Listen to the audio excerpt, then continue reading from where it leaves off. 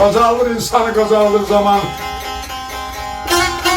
Ürəyin ateşin közü qocalmır. Dağlar daşları qocaldan zaman bilmirəm bəsin özü qocalmır.